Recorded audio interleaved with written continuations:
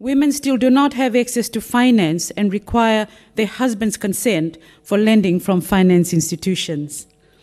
A recent study into gender and private sector development issues in the Solomon Islands identified that women are disproportionately numbered in subsistence agriculture and cash cropping for domestic sale, with 80% of the population involved in subsistence farming and cash cropping, boosting opportunities for self-employment in agriculture and the informal sector, as well as combating economic discrimination against women, are vital steps to ensuring continued growth and reducing unemployment rates. Yet, the government support for informal subsistence agriculture is lacking. The study also found that women, Solomon Island women, lack access to land. The fourth issue is recognizing the role of women in peace negotiations and post-conflict decision-making. In recent times, conflict in the Pacific, especially in Melanesia, has been referred to as an arc of instability or as failed states. Maybe because there are no women in parliaments, they have failed. While the Pacific Islands Forum has taken a number of approaches to resolving these conflicts, women are still not being recognized and given a legitimate role in peace-building efforts. The Pacific Island Forums have appointed a number of eminent persons and envoys, but we still don't have women in these groups, in spite of the fact that women in Bougainville brokered the peace talks, women in the Solomons went to the front line, the Blue Ribbon Campaign in Fiji basically helped to resolve a lot of the issues. And also, we must realize that conflict is a profoundly gendered experience. Women and girls are very often most affected because of pre-existing gender inequalities that have been reinforced by violent social upheaval. The so-called gender-blind approach, irrespective of the different needs of men, women, boys, and girls, do not create conditions for gender equality. On the contrary, it consolidates the position of male actors who traditionally hold the official and visible power. So it really has been a privilege for me to be an advisor to Ramsey, because one of my messages is that if we don't address or contribute to gender equality, then Ramsey's going to remove the guns perhaps and help the police, but we will leave the Solomons with a divided nation and a difficult situation for women. However, the report's not out yet, so I can't talk too much about Ramsey tonight.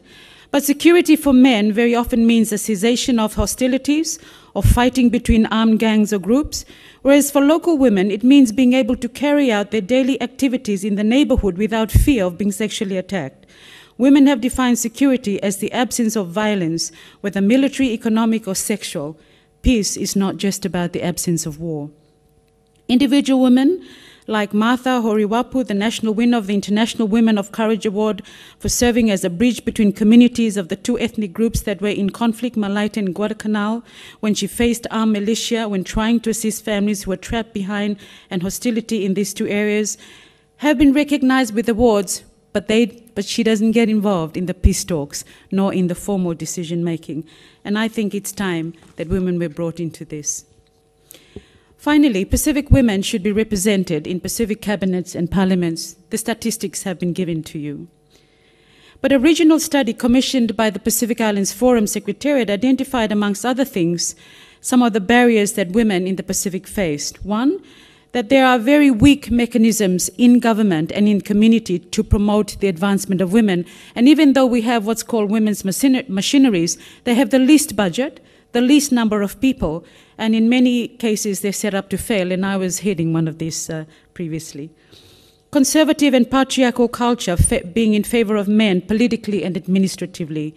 Women having limited access to wealth and suffer from domestic violence. Male-dominated world of politics, lack of political party support for women and reluctance of women to run. In Fiji's case, those few women who have entered parliament have tended to hold traditional and customary powers and are from prominent families who have participated in politics. This perpetuates the image that you have to be of chiefly ranking to get into parliament. In the Solomons, as has been mentioned, only 2 women have been in parliament since independence in the past 30 years. And presently, there are no women in parliament. The point is that, in spite of the fact that there is a large and ready pool of well-educated and qualified women, this does not translate automatically into political representation. Even in countries which have had strong women's rights and which pride ourselves in being democratic.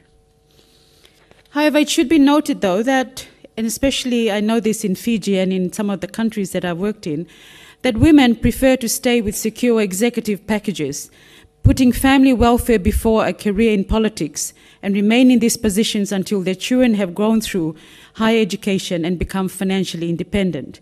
For this reason, most women are reluctant to leave career jobs and stand for parliament where the risks are high, huge sums of money are required upfront, and at the end of which the chances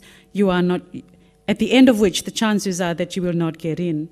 And in a country like my own in Fiji, where we've had 4 coups, and you don't last the full term, going into politics is a huge risk.